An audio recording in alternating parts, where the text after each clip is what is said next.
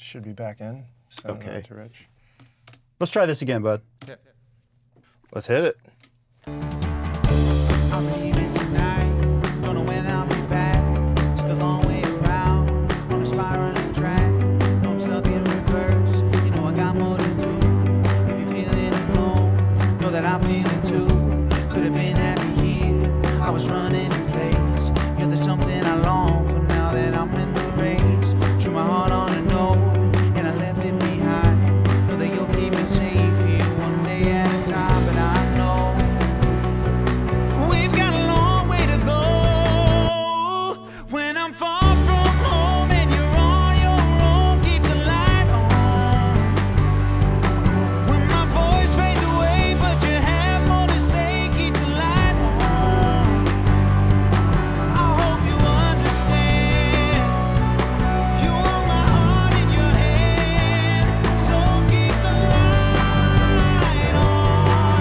Keep the light on.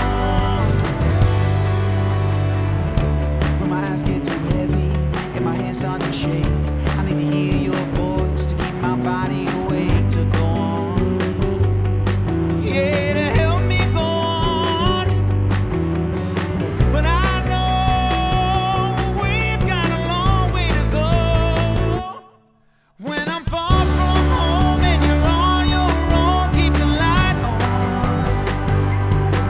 When my voice fades away, but you have more to say. How are the headphones for you, man? Good. Okay. I think we've got a good starting spot. So while I was getting the sound, I was adjusting a few different things. I was changing the input level on the Neve. I like the sound of a Neve module when you're kind of pushing it just a little bit.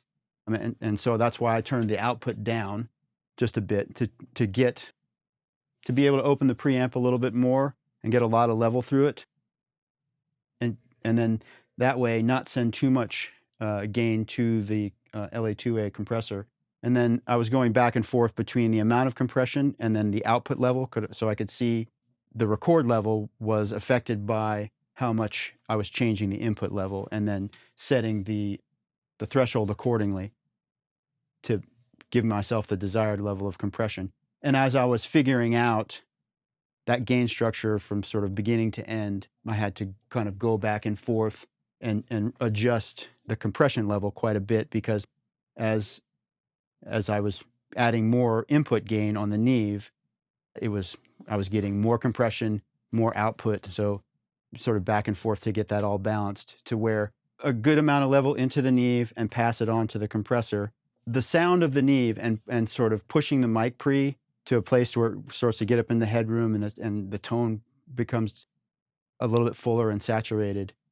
That's the most important part of this particular signal chain.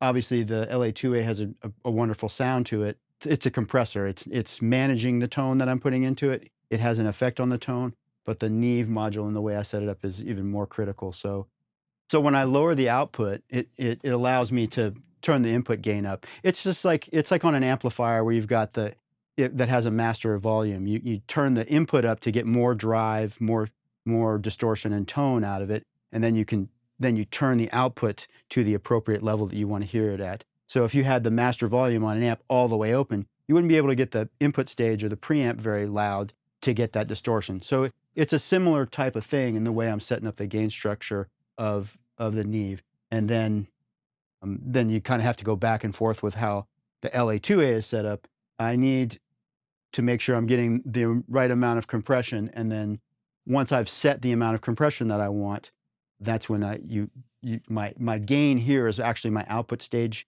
to the recorder. So just getting that dialed in so that I have a healthy sound, desired level of compression, and then a good record level. When I'm far